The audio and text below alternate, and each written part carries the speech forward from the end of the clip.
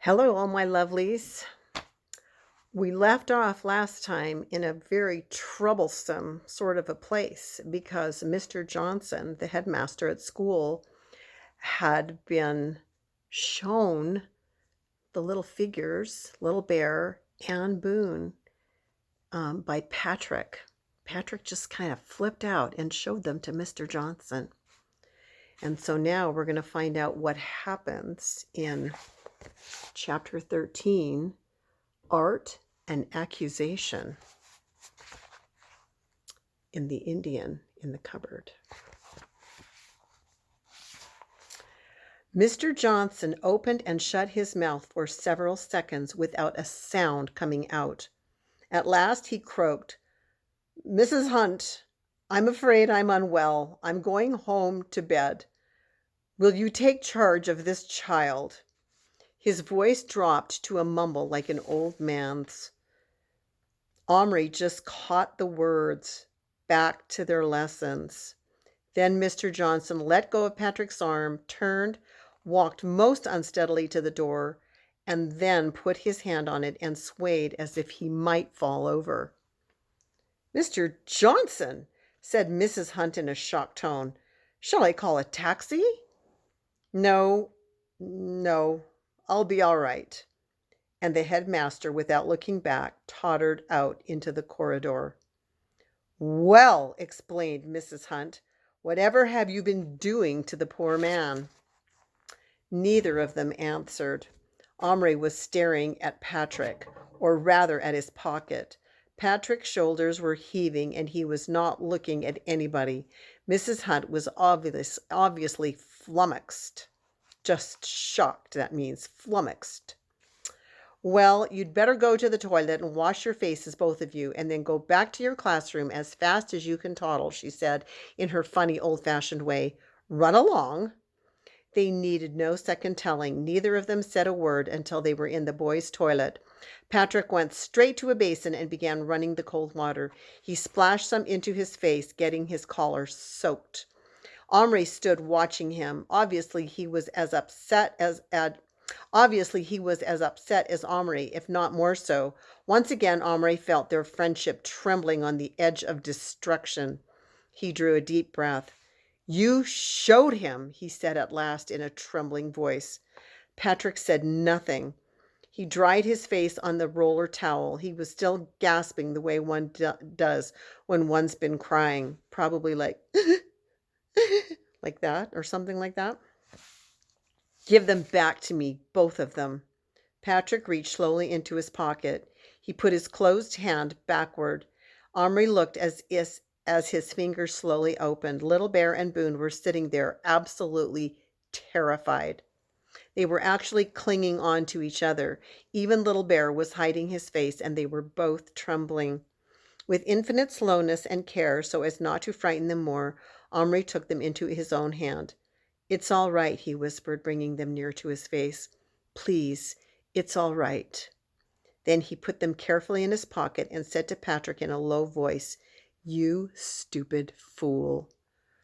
Patrick turned. His face gave Omri more of a jolt than Mr. Johnson's had. It was white, mottled red, with swollen eyes. "I had to," he said. "I had to. He'd have phoned my dad. They'd have made me tell in the end. And anyhow, he didn't believe in them. He thought he was seeing things. He just stood there gaping at them. He didn't even touch them. When they moved, he gave a yell, and then I thought he was going to fall over. He went white as a ghost. You saw, he didn't believe his eyes. Omri, honest, he'll think he dreamed it." Omri went on looking at him stonily. Can't I have Boone?" asked Patrick in a small voice. "No. Please, I'm sorry. I had to. They're not safe with you. You use them. They're people. You can't use people." Patrick didn't ask again. He gave one more hiccuping sob and went out. Omri took the little men out of his pocket again and lifted them to his face. Boone was lying flat on his front, holding his big hat down over his ears as if trying to shut out the world. But Little Bear stood up. "Big man shout, give fear," he said angrily. "Small ears, big noise, no good." "I know, I'm sorry," said Omri, "but it's okay now. I'm going to take you home. What about your wife? His promise. Oh, what about wife? His promise. Omri had forgotten all about that. Another Indian, another live little person to worry about. Omri had heard about people going gray-haired almost overnight if they had too much worry. He felt it might easily happen to him. He thought back to the time only a few days ago when all this had started, and he had fondly imagined it was all going to be the greatest fun anybody had ever had. Now he realized that it was more like a nightmare. But Little Bear was looking at him challengingly. He had promised. Right after school, he said, we'll go to the shop. There was still another hour of lessons and to be got through. Fortunately, it was 2 periods of art. In the art room, you could go away into a corner and even sit with your back turned to the teacher if you liked. Omri went to the furthest and darkest corner. Omri, don't try to draw there, said the art teacher. You're in your own light. It's bad for your eyes. I'm going to draw something huge anyway, said Omri. All others sat near the long windows. He was quite alone, and if the teacher approached him, he would hear her feet on the bare floor. He suddenly felt he simply must get a little fun out of this somehow. He cautiously fished Little Bear and Boone out of his pocket. They stood on the sheet of white drawing paper as if on a stretch of snow and looked about them. This school place? Asked Little Bear. Yes. Shh. Sure don't look much like the school I went to, exclaimed Boone. Where's the row of desks? Where's the slate and bit of chalk? Why ain't the teacher talking? We're doing art. We can sit here. We can sit where we like. She doesn't talk much. She just lets us get on with it, replied Omri in the softest whisper he could possibly manage. Art, eh? Asked Boone, brightening up. Say, that was my best subject. I was allus top in art. Only thing I was any good at. Still draw a mite when I gets a chance, if it ain't nobody round to laugh at me. He reached into the pocket of his own tiny jeans and fished out a stub of a pencil, almost too small to see. Can I draw a mite on your paper? He asked. Omri nodded. Boone strode to the very corner of the paper, looked all around at the white expanse stretching away from him in every direction, and gave a deep sigh of satisfaction. Then he knelt down and he began to draw. Little Bear and Omri watched. From the microscopic point of Boone's pencil, there developed a most amazing scene. It was a prairie landscape with hills and cacti and a few tufts of sagebrush. Boone sketched it. Boone sketched in with sure strokes some wooden buildings such as Omri had often seen in cowboy films. A saloon with a swinging sign reading $Golden Saloon in tawny writing, a post office and general store, a livery stable, and a stone house with a barred window and a sign saying jail. Then, moving swiftly on his knees, as it were from one end of his street to another, Boone drew in the foreground, figures of men and women, wagons, horses, dogs, and all the trappings of a little town. From Boone's point of view, he was drawing something quite large, making the best use of his vast piece of paper. But for Omri's, the drawing was minute, perfect in its detailing, but smaller than any human hand could possibly have made it. He and Little Bear watched, fascinated. Boone, you're an artist, Omri breathed at last when Boone had even made the mud on the unpaved street look real. Little Bear grunted. But not like real place, he said. Boone didn't trouble to answer. In fact, he was so absorbed he probably didn't hear. But Omri frowned. Then he understood. Of course, Boone's town was part of an America that was not thought of during Little Bear's time. Boone, he whispered, bending his head down, what year is it? Your town, your time. Last time I saw a newspaper, it was 1889, said Boone. There, that's my drawing. Not bad, huh? It's absolutely brilliant, said Omri, enthralled. Omri! Omri jumped.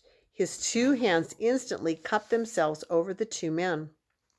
From the other side of the room, the teacher said, I see it's no use trying to stop you chattering. You even do it when you're alone. Bring me your picture. For a moment, Omri hesitated, but it was too marvelous to be passed up. He scooped the man into his pocket and picked up the sheet of paper. For once, he couldn't stop to think. He'd just enjoy himself.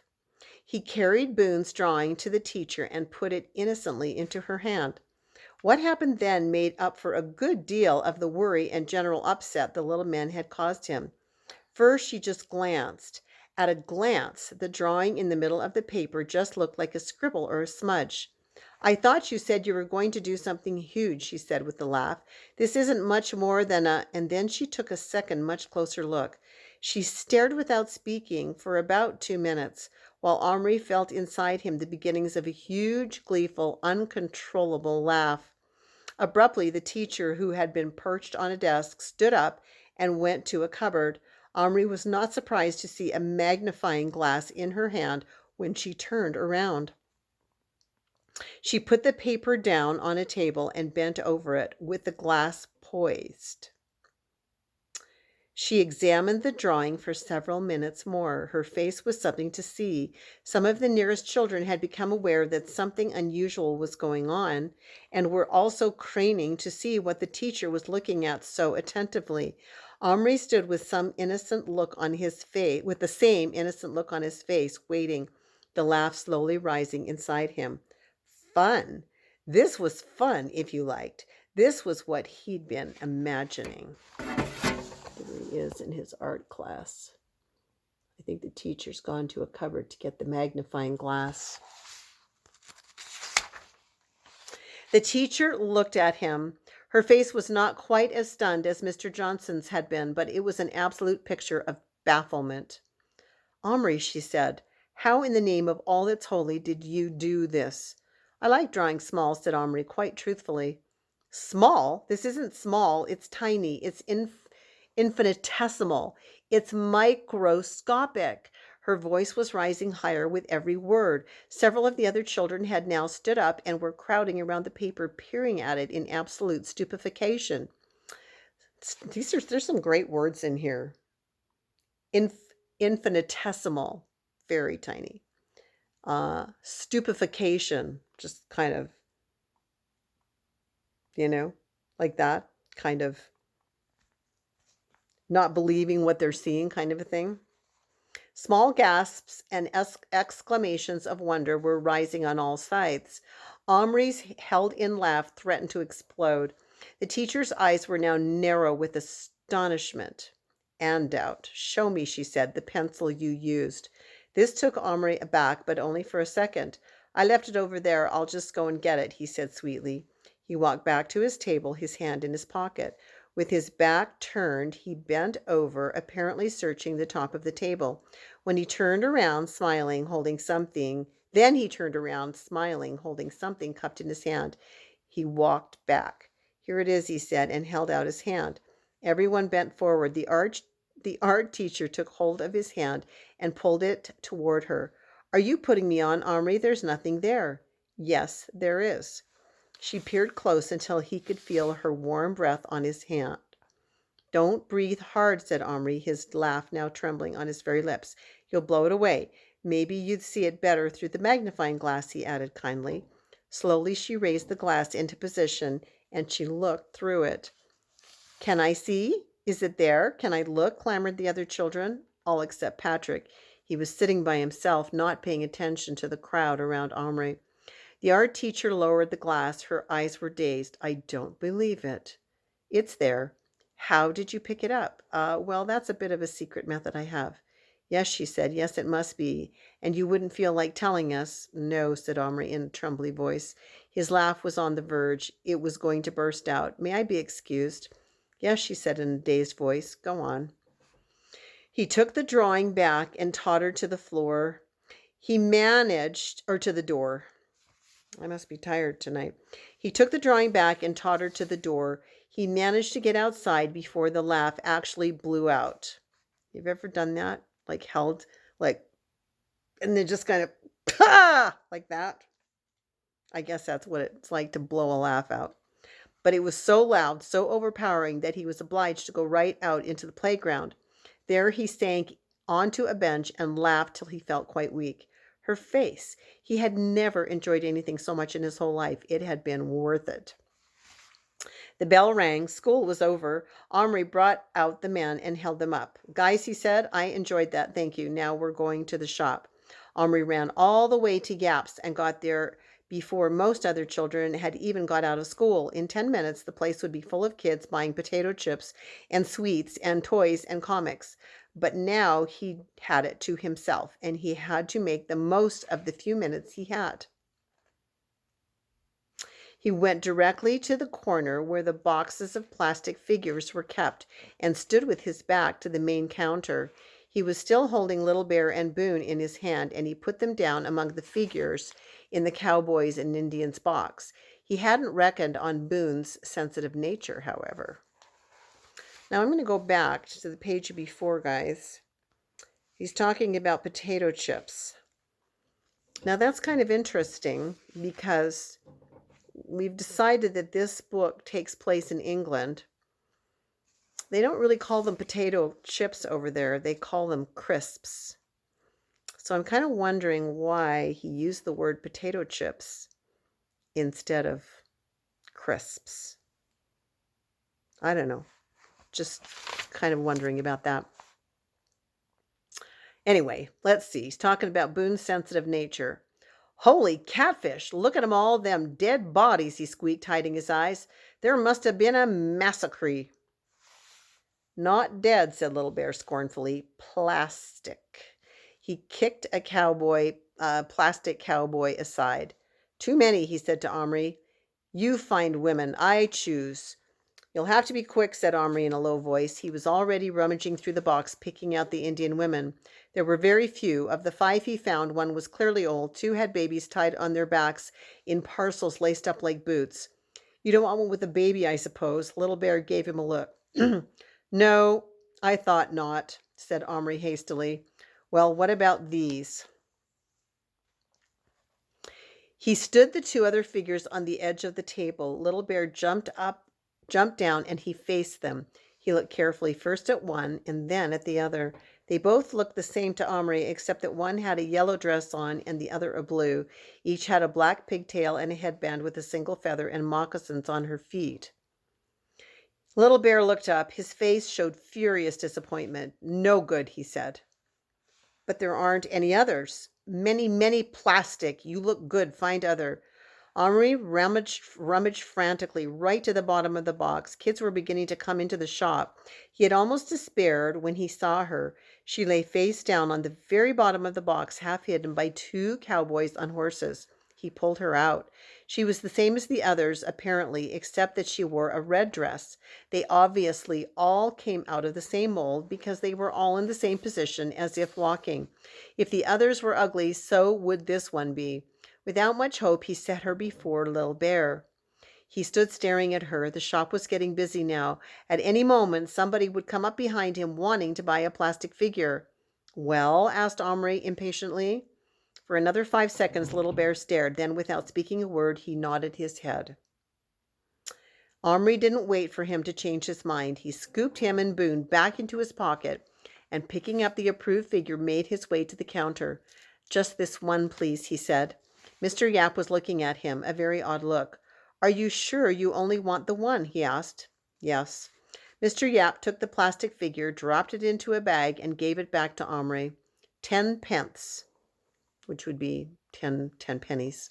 Omri paid and left the shop. Suddenly he felt a hand on his shoulder. He spun around. It was Mr. Yap. The look on his face was now not odd at all, but red and angry. Now you can hand over the 2 you stole. Omri stood aghast. I didn't steal any. Don't add lying to your faults, my lad. I watched you put them in your pocket. A cowboy and an Indian. Omri's mouth hung open. He thought he was going to be sick. I didn't, he tried to say, but no words came out. Turn out your pockets. They're mine, Omri managed to gasp. A likely story, and I suppose you brought them out to help you choose the new one. Yes. Ha, ha, ha, said Mr. Yap heavily. Come on, stop playing around. I lose hundreds of pounds worth of stuff a year to you thieving kids. Pounds is a measure of money in England. Like we would say dollars, they say pounds. When I do catch one of you red-handed, I'm not likely to let it pass. I know your sort. If I let you off, you'll be boasting to your pals at school how easy it is to get away with it, and most likely back you'd come tomorrow for another pocketful." Omri was now fighting back tears. Quite a crowd had collected, much like the crowd in the art room, some of the same people even, but his feelings were no longer so pleasant. He wished he could die or disappear. "It's no good trying to get around me by crying," shouted Mr. Yap. "Give them back right now or I'll call the police." Oh dear. All at once Patrick was beside him. "They're his," he said. "I know they're his because he showed them to me at school. A cowboy with a white hat and an Indian in a chief's headdress. He told me he was coming to buy a new one. Omri wouldn't steal." Mr. Yap let go of Omri and looked at Patrick. He knew Patrick quite well because it happened that Patrick's brother had once been his paper boy. "Will you vouch for him then?" "Of course I will," said Patrick staunchly. "I'm telling you, I saw 'em both this afternoon." But still the shopkeeper wasn't absolutely convinced. "Let's see if they fit your descriptions," he said. Omri, who had been staring at Patrick as at some miraculous deliverer, felt his stomach drop into his shoes once more, but then he had an idea. He reached both his hands into his pockets. Then he held out one hand slowly, still closed, and everyone looked at it, though it was actually empty. The other hand he lifted to his mouth as if to stifle a cough, and whispered into it, "Lie still, don't move, plastic." Then he put both hands before him and opened them. The men played along beautifully. There they lay side by side, stiff and stark, as like lifeless plastic figures as could possibly